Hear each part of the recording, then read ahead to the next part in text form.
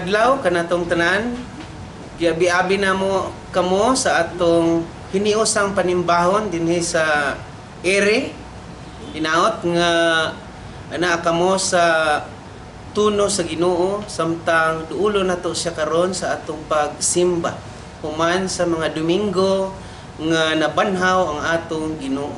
Isentro nato ang atong hunahuna, atong kasing-kasing, atong espiritu, ug simbahon nato ang Dios diha sa espiritu kamatuoran samtang atong paminawan ang pasiunang huni.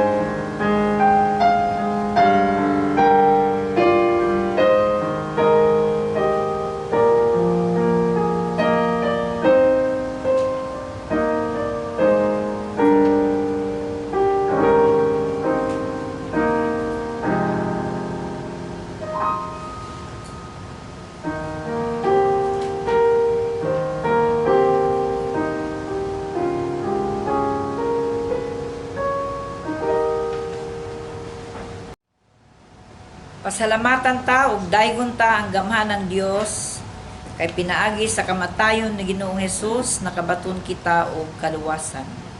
Pinaagi sa siyang pagbanhaw, ihatagan kita og bag-ong kinabuhi. Pinaagi usab sa iyang pagkabanhaw nakabaton kita og buhing paglaom nga dili matarog. Ang iyang pagbanhaw hatag og kasiguruhan. Adunan kita ng kadatugan, bakot sa sala ug kamatayon. Busa awiton ta ug imantala ta ang kahibadlungang gugma ug gawon sa atong gamhanan ng Dios. Ang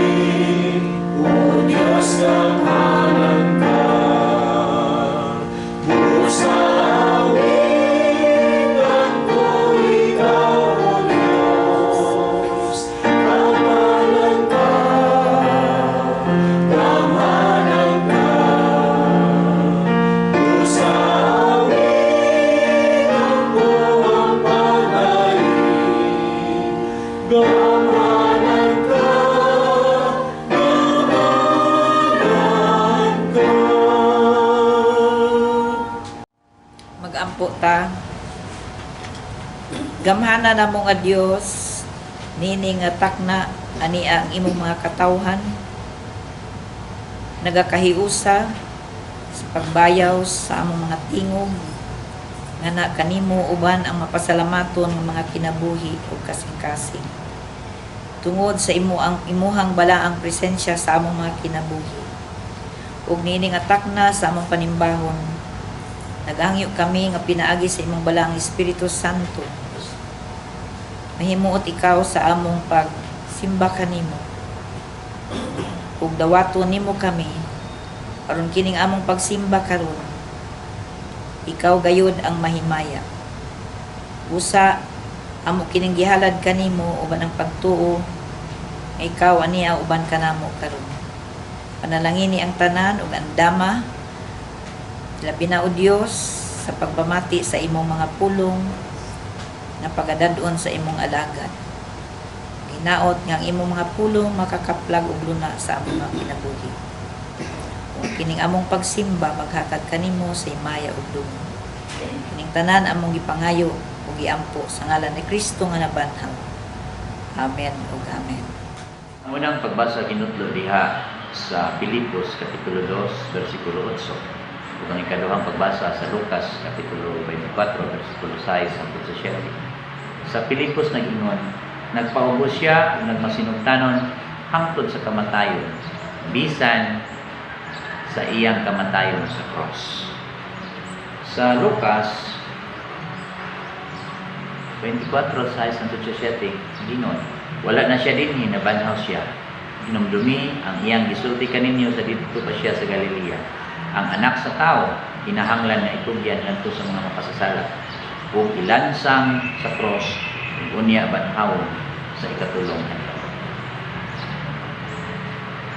Ang pagpamalandong niini nga kabuntagon atong giulungan ang sakripisyo ni Kristo aron ta maluwas.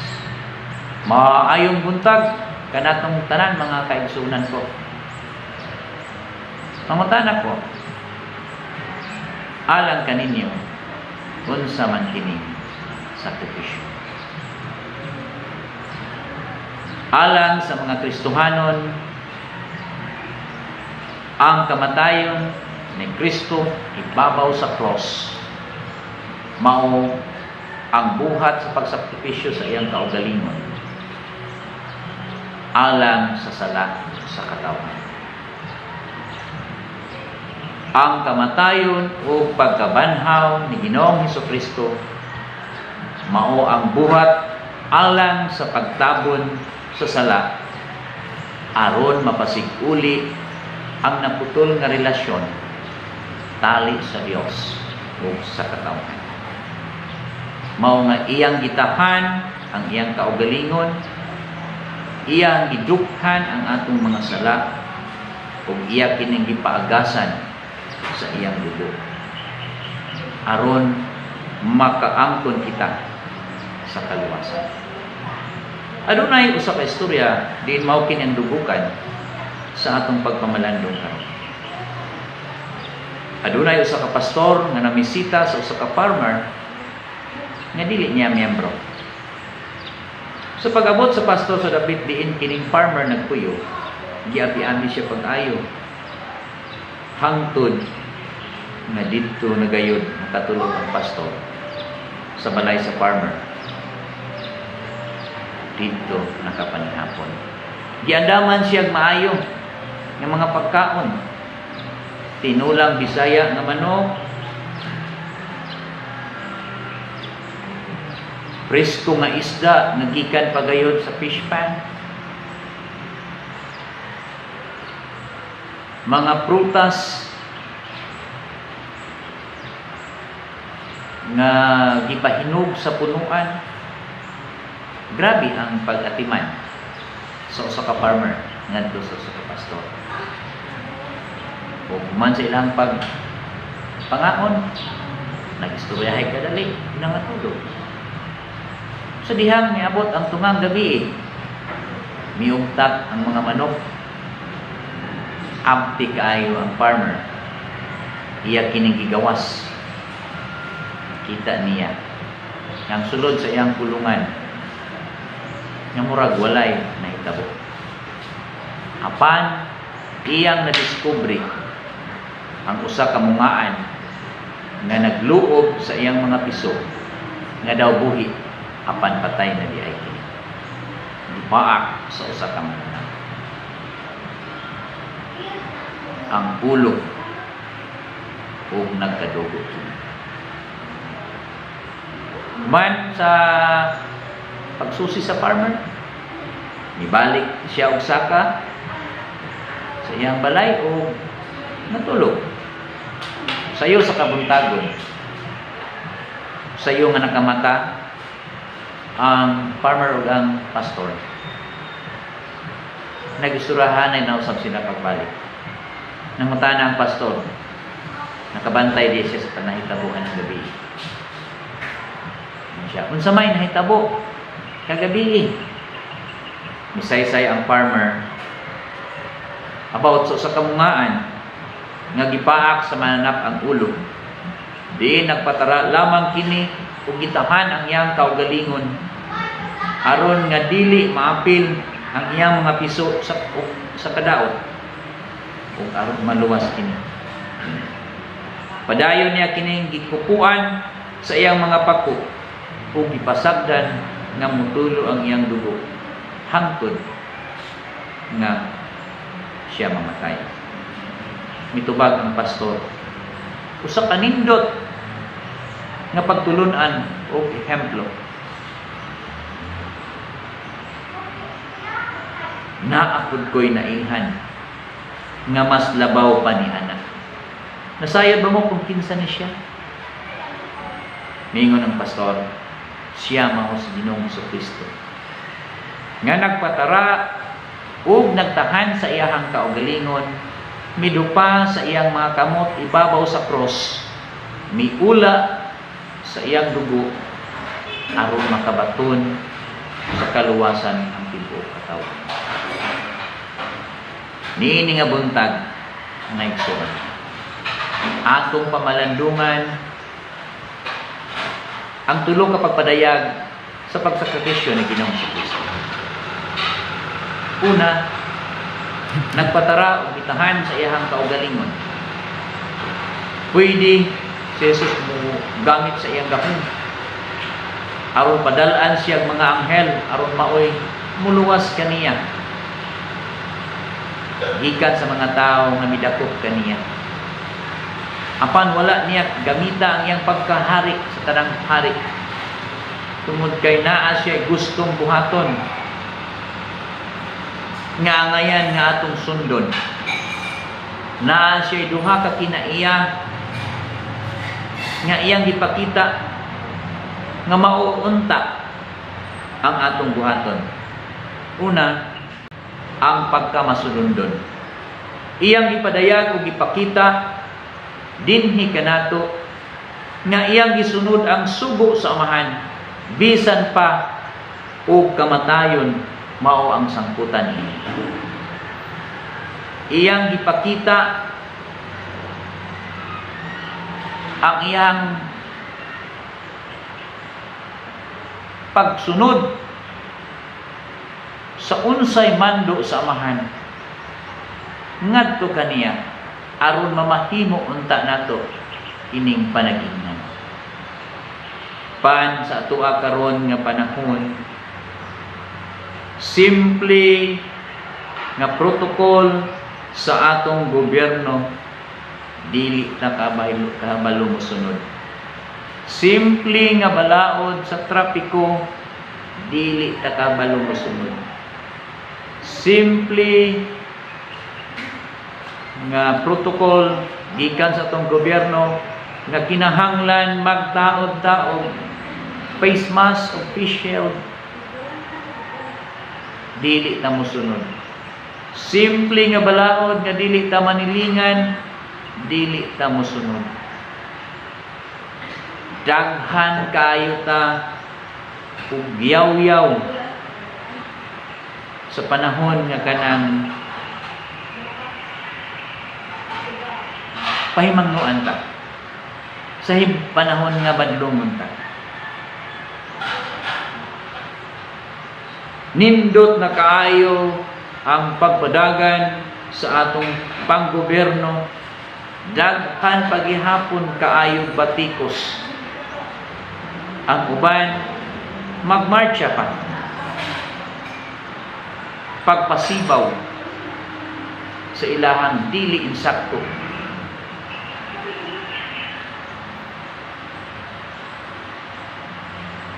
Ng mga huna-huna. Nagpakita kita sa atong pagkagahi ug ulo.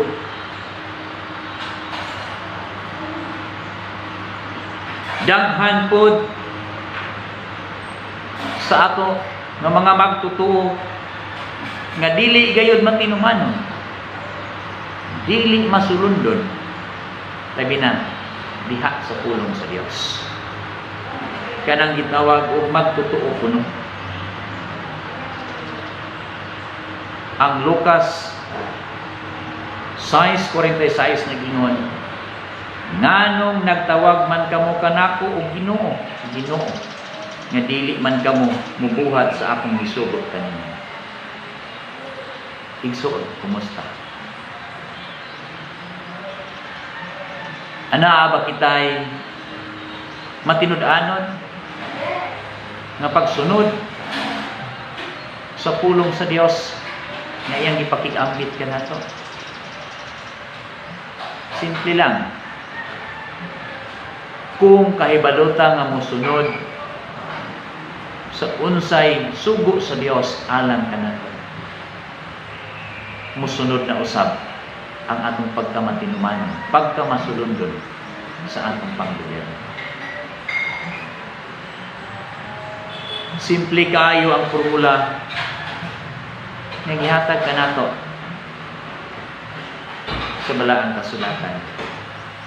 Pagkamasulundon equals panalangin. Pagkagahi ug ulo ug pagkadili matinumanon equals tunglo. Ikaduha nga kinaiya mao ang pagpaubos. Si Jesucristo mao ay perpekto nga example niini. Sa iyahang pagpakatao, wala siya nagpakatao dito sa harianon nga dapit. Kundi dito siya nagpakatao sa pinakaubos gayon nga dapit. Sa iyahang pagsulod sa Jerusalem, wala siya nagsakay sa usa ka harianon nga sakyanan. Dili nagsakay siya sa usa ka nating asno. Sa iyang pagtahan sa iyahang kaugalingon, wala na gigamit ang iyahang gahom. Dili iyahang gitugyan ang iyahang kaugalingon, iyahang gipaubos ang iyahang kaugalingon aron lamang pagtuman susubok sa iyang. Naghimo gayud si Jesucristo ug usa ka nindot nga pattern nga dapat mao'y atong sundon or himuon. Pero ang tao kahit yun ulo, lisod gayud nga musunod. Lisod gayud buhaton alang sa usa ka tawo ang pagpaubos. Ngano man, tungod kay kung ang tao anaa na sa posisyon, taas na kayo ang iyang tan-aw sa iyang kaugalingon. Hambugiro na kayo, sakit na kayo manulti, insultador. Nagani minadunggan nga mga pulong nga gisulti gyud atubangan namo.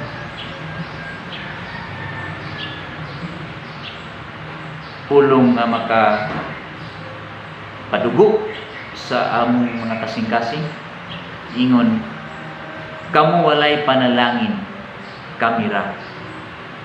Nahatagan lang gani o kahamugaway sa kinabuhi, nakalimot na kundiin siya gikan. Ang tao pag nakaposisyon nasa kinabuhi, iyang iditron ang Ginoo. Dili na niya tagaan ug higayon nga maoy mo dumala sa iyahang kinabuhi. Maunang mugawas ang dili maayo nga mga kinaiya. Apan klaro kaayo ang pattern nga gibuhat ni Kristo alang kanato, nga mauunta ang angayan nga atong buhat. Ang Santiago 4:6 nagpahinumdom kanato. Ingon diha, kaaway niya ang mapahitas-on, paghaan niya o grasya ang mapaubsan. Ikaduha, ang sakripisyo ni Kristo alang sa katawhan, mikupo sa iyang mga pako. Nagpadayag kini sa iyang dakong gugma alang sa iyang mga anak. Ang gugma sa Dios nagpadayag dinhi kanato pinaagi sa iyang pagpadala sa iyang bugtong nga anak. Usa ka gugma nga matuod nga pinaagi niini kita nakabaton sa kinabuhi. Ang gugma sa Dios gipadayag pinaagi sa iyang kamatayon. Matud pa sa 1 Juan 4:10, ang matuod nga gugma mao kini, dili kita mao'y unang nahigugma sa Dios, kundi siya mao'y unang nahigugma kanato, o gipadala niya ang iyang bugtong anak aron pinaagi kaniya mapasaylo ang atong mga sala. Ang gibuhat ni Kristo alang kanato usa ka sakripisyo nga nakahupay sa kapungot sa Dios. Ang gugma ni Kristo alang kanato napadayag pinaagi sa mga kasakit o pag-antos hangtod sa iyang kamatayon ibabaw sa krus. Ang gugma ni Kristo atong makita sa mga labod, sa iyang lawas, sa matag samad, sa matag kapait ug kaaslom nga iyang natilawan, ug pisan pa sa kabug-at sa krus nga iyang gipasan.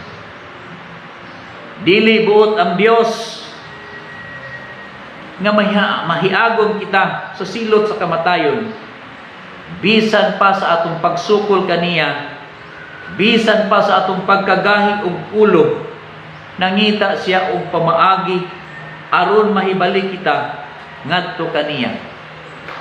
Ug ang silot nga angay unta kanato, siya ang nagtubos.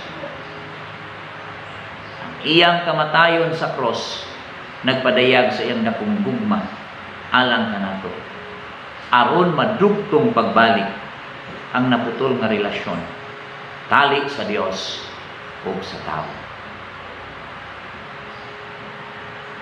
Mga igsuon, atong nasayran unsa kadako ang gugma sa Dios alang sa iyang katawhan. Unsa may atong ibalos sa iyang dakong gugma alang kanato. Maghigugmaay usab kita. Likayan ang panagpintil. Labaw sa tanan. Share your blessings ngadto sa uban. Daghan karon ang naa sa panginahanglan. Daghang mga tao ang wala ay insaktong panginabuhian. Daghang mga tao nagigutom. Mutabang ka, mupaanggit ka. Ikatulo og katapusan nga punto, sakripisyo ni Kristo alang kanato, mao ni patulo sa iyang dugo. Sa atong panahon karon, daghan ang mga grupo ang mitumaw aron makatabang sa mga tao nga nagkinahanglan, labi na sa mga pasyente nga nagkinahanglan og kabunuhan ug tutok. Gani, naa may mga membro nato sa simbahan sa UCCP nga nagbuhat og grupo aron nga makatabang sa panginahanglan sa mga tao. Natay kanang blood online nga nagfacilitate aron makatabang makaluwas og kinabuhi. Mangita og donor aron ipundo sa blood bank. Tuod man daghana ang kinabuhi nga nasalba tungod niini nga programa. Apan ang dugo ni Jesus nga giula ug gipatulo walay sama o walay kapariha. Tungod kay kini nga dugo wala makapanunod sa sala. Tungod kay lalang siya sa Espiritu Santo, he was completely sinless. Usa ka dugo nga iyahang gipaagas aron maoy muluwas sa katawhan gikan sa atong mga kasalanan. Kini nga dugo nga iyang gipaagas mao ang hinungdan sa iyahang kamatayon. Pagsalamat sa Dios tungod kay nabanhaw si Ginoong Kristo. Mga igsoon, ang kamatayon ni Kristo ug paglubong kaniya dungan pud unta niini atong patyon ug atong idungan paglubong ang mga kinaiya nga maoy iyang gipakamatyan kung dili na gayon buhibon pa pasusan. Ug idungan pud unta nato pagbanhaw ang mga kinaiya nga iyang gihimong ehemplo nga maoy atong kinaiyahon, maoy atong kinabuhion. Next, ilubong nato ang dapat ilubong. Banhawon nato ang dapat banhawon. Igo na ang iyang sakripisyo nga gibuhat alang sa atong mga tagsa kinabuhi. Igo na ang iyang pagpaubos sa iyang kaugalingon. Igo na ang iyang pagtuman sa kabubuton sa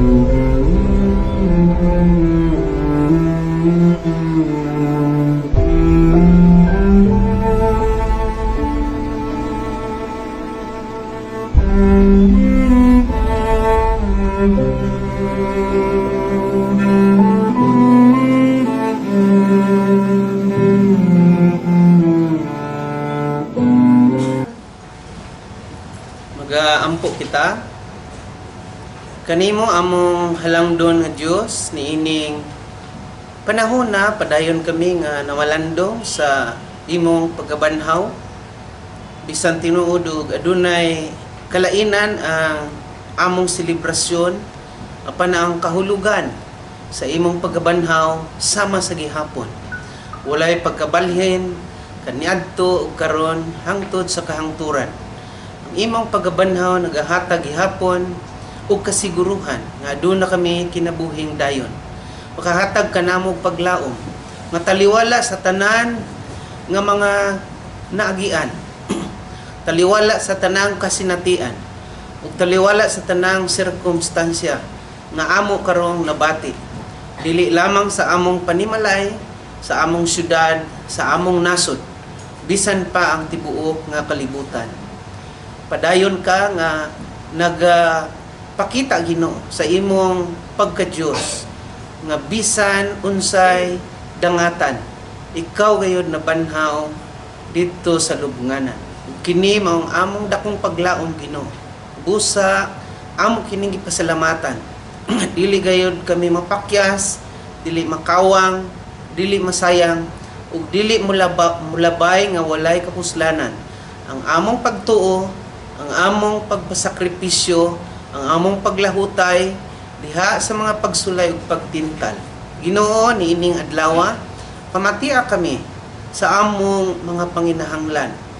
Siguro adunay mga tao nga kinahanglan og kaayuhan sa ilang mga balatian.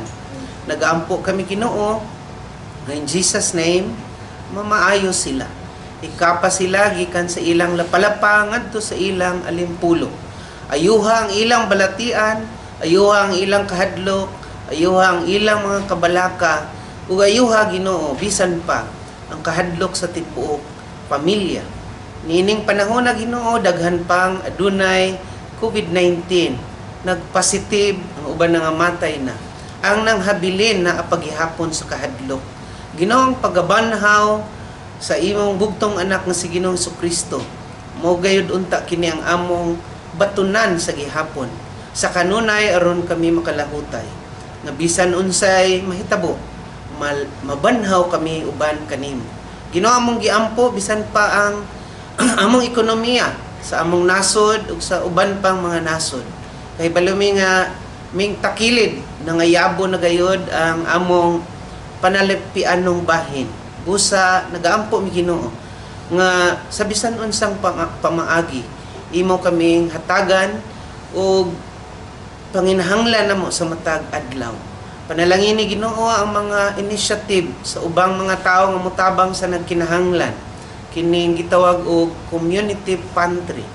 Kung unsa man ang ilang motibo, unsa man ang ilang katuyuan, ang importante Ginoo nga naghiusa kami ug nagtinabangay, nagbinatiay ug nagtampuhay sa among mga resources nga sobra aron ipakig-ambit ngadto sa adunay kulang. Giampo namo Ginoo ang among presidente ug ang tanan nga iyang mga kawani sa gobyerno nga dili maluya, dili kapuyon, kun dili padayon sila nga makigbugno ni ining among kahimtang karon sa pandemya. Ligunang panlawas sa among presidente aron makalahutay siya hangtod mahuman ang iyahang misyon. Salamat Lord, bisan pa nga imo kaming tabangan labi na ang Pilipinas sa hadla karon sa kagubot diha sa West Philippine Sea. Ang tanang mga nasod ready na aron magira. Kay balumi nga mapiksan gayod daghan sa mga civilian Ginoo sa mga walay labot. Among giampo nga imo kaming luwason. Dili man mapugnan ang imong plano kung kini man imong katuyuan aron uyugon ang kalibutan.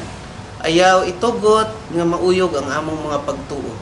I-separate kami Ginoo sama sa kasinatian sa mga Israelinhon bisan sila og na-captured na ngadto sa Babylonia. Apan ang nagpabilin nga matinud-anon kanimo imo gihapon gipanalipdan. Among giila nga bisan asa kami mo adto ang imong pasalig ug imong presensya naa gayon. Busa i-control ang among mga kahadlok ug kabalaka Ginoo ug himua nga magmadaugon kami bisan itugot nimo ang gira or kung dili man. Amahan, nagaampo mi. Ang tanan nga mga nagaapil ni ining hinihusang panimbahon, makadawat sa imong panalangin Ginoo. Salamat sa imong kaayo. Salamat sa imong gahom. Salamat bisan pa sa among preacher karon. Imo siyang gigamit alang sa imong pulong. Imo kini nga madaugon nga makasulod gayud ngadto sa tagsa-tagsa ka kasing-kasing. Kung aduna pa may mga pag-ampo nga among gitaguan sa among hunahunag kasing-kasing Ginoo, nasayod kami nga ikaw ang Dios nga nasayod sa tanan. Dungga ang among pangaliya, dungga ang among pag-ampo, ug dungga kami Ginoo sa imong kabubuton ug sa imong katungod kami nagaagad. Maabot ang among panginahanglan sumala sa imong kabubuton. Busa among gisalig ang tanan gipasalamatan sa ngalan ni Jesus nga among manluluwas. Amen.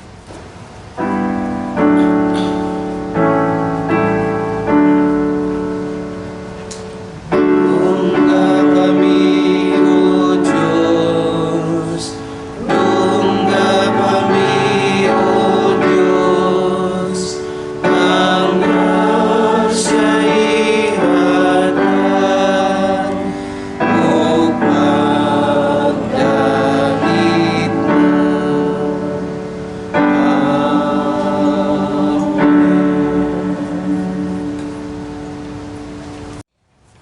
Ang Hebrehanon 13:15 hangtod sa 16 nagingon, busa himuon ta kanunay ang halad ngadto sa Dios, pinaagi kang Jesus. O kini ang halad sa pagdayeg gikan sa mga ngabil na nagsugid sa iyang ngalan.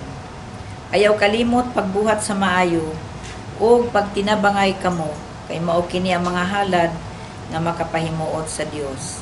Mga igsuon, atong andamon karon ang atong mga halad pinaagi sa atong ikapulo, atong mga pakigsaad o mga pagpasalamat ngadto sa Dios uban sa atong mga kinabuhi.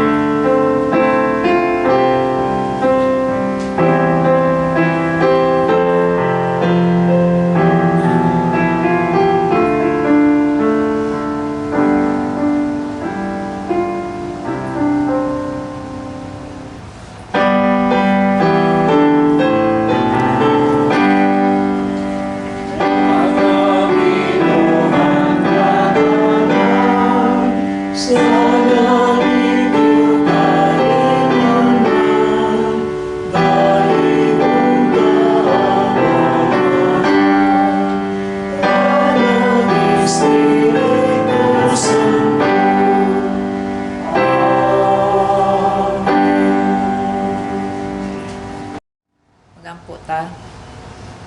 Ania o Dios kini mga halad sa imong katawhan, bunga sa kahago adlaw-adlaw ug bunga usab kini sa mga kinitaan. Salamat o Dios tungod kay ikaw naga hatag kanunay sa among mga panginahanglanon, ug tungod niini naghangyo kami nga ikaw magapanalangin sa tanang mga paghago aron o Dios pinaagi usab ni ining mao nga mga halad makapadayon ang imong mga ministeryo ug mga programa ug mga kalihukan diha sa imong iglesia. Panalangin ni kini ug ang tanan nga nagahatag naot o Dios na kini makahimo sa pagpadayon sa mga buluhaton nga imong gisangon bisan pa sa matag usa ka namo. Busa hangyo kami nga ikaw magadawat ni ining tanan. Kini mo'y among mga pagpasalamat kanimo uban ang pagtuo nga ang tanan nagagikan kanimo. Sa ngalan ni Kristo nga among Ginoo ug manluluwas. Amen. Ang hiniusang panimbahon dili magmalampuson kung walay mga tawo nga gigamit sa Ginoo aron mahitabo kini.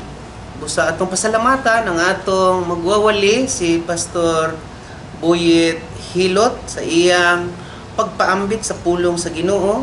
Salamat usab sa atong accompanies si Miss Erica Panotis, si Reverend Melvin Ramoso ang atong Worship Ministry Director ug ang atong Multimedia Ministry Director Reverend Winsel Dihulde.